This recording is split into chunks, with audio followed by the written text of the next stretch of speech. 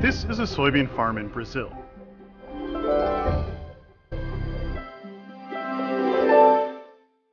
And this is a meat market in China.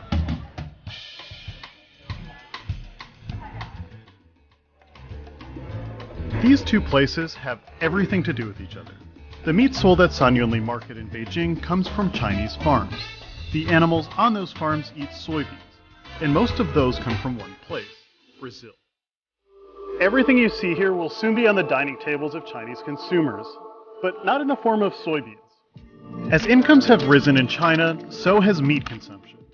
The economies of Brazil, Argentina, and others have shifted to meet that demand, putting more emphasis than ever on soybeans.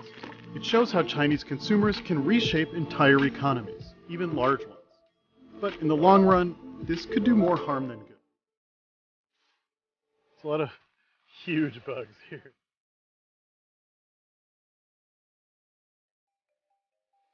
Soja tem liquidez, tem comprador, né? Sabe que vai produzir e vai vender. This is Marcio Binotti.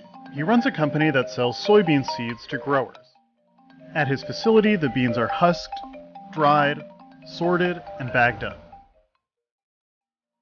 So I'm climbing this wall of soybeans on a very unsafe ladder. Each one of these bags contains about 6 million soybean seeds, which we're told can produce about 72 tons of soybeans. From here, the beans find their way back into the ground, and from there they go abroad. Nearly all the soybeans Brazil grows are exported, and they go overwhelmingly to China. Essa é a grande locomotiva da produção de soja do Brasil, impulsionada principalmente por essa demanda chinesa. China is the world's largest importer of soybeans, buying $38 billion worth in 2018, almost 20 times more than the next highest importer. Brazil is by far the biggest source of those beans, accounting for over 75%. That's great news in particular for Brazil's biggest farms, since the top 1.5% of rural landowners control over half of the country's agricultural land. Why so much soy? For one thing, it's illegal in China to grow genetically modified soybeans, so Brazil's GMO beans are cheaper. Plus, China used to get a lot from the US, but the trade war between those two countries has put huge tariffs on soybeans, leading American exports to decline. So Brazil is more important than ever. That's why, at this trade fair held just outside Brasilia, every aspect of the soybean industry is on display. We're working since 1972 in soybean breeding. E foi campeã com a produtividade de 85,57 sacos por hectare. Cultivares com ciclo desde 100 dias até 150 dias. Brazil has plenty of land suitable for growing soybeans, but to keep up with Chinese demand, it needs even more. And increasingly, it's finding it underneath Brazil's forests. We're seeing that the deforestation increased a lot in the past 5 years. Isabel Figueiredo is an ecologist at an NGO based in Brasilia that works on conservation and sustainability. Brazil's most famous forest is the Amazon, here. This map was created by the Map Biomass Initiative, which uses satellite imagery to track deforestation. The red dots here represent parts of the Amazon that since 1985 have been turned from forest into agriculture. The problem goes well beyond the rainforest.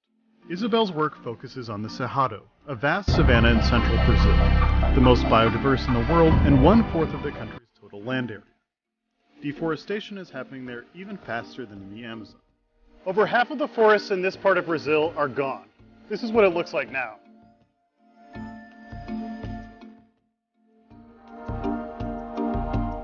This is what the area we filmed looked like from overhead in 1984. And here it is in 2016. And here's what Cerrado deforestation looks like on a larger scale.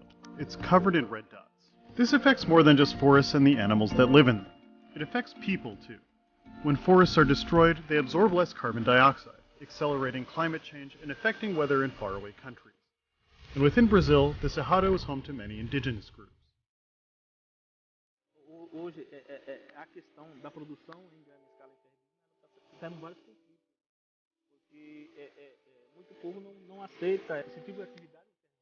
Valdemilson Ariabo is the leader of the Balatipone people, an indigenous group that lives in the state of Mato Grosso, where large amounts of forest is being cleared to make room for farms. Eu sou guerreiro, Balatipone. He's come to Brasilia to meet with other indigenous leaders and discuss how they can protect their lands. And now there's a new sense of urgency.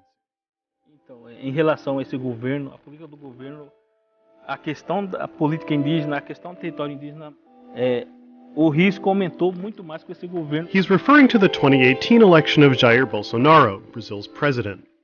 Bolsonaro has already loosened restrictions on protected lands and has referred to indigenous people living on them as zoo animals. This strong stance against indigenous people has emboldened attackers who forcibly take their lands and sell them to farmers. In the past, some of these attacks have ended in deaths. In general, people see that for us to have income, we need to deforest, to clear, and then plant some commodity. There is some truth to that. Brazil's agribusiness sector, in which soybeans are the most important product, created 19 million jobs in 2015. People in Brazil's soybean growing areas tend to be better educated and healthier. But those economic gains are not equally distributed. One study found that areas with soy production have higher levels of income inequality. Quando acontece uma exploração, produção de soja próximo ao território ou em torno do território, a gente não tem nenhum benefício a não ser os malefícios que fica, né? What's more, Brazil's emphasis on exporting soybeans and other commodities is probably not even good for the economy in the long run. Stronger economies tend to be those that are diversified. Margaret Myers is director of the Asia and Latin America program at The Dialogue, a think tank based in Washington, D.C. And increasingly, this reliance on soy in particular, but also other primary commodities, is seen as a problematic feature. Brazil's economy has long relied on commodity exports, beginning with sugar and coffee, later iron ore and oil, and now soybeans. The hope has been that money from commodities could be used to move toward a more sophisticated economy, with value-added exports and services. But many fear that Bolsonaro's close connections with the agribusiness sector means he'll instead stick with the old model.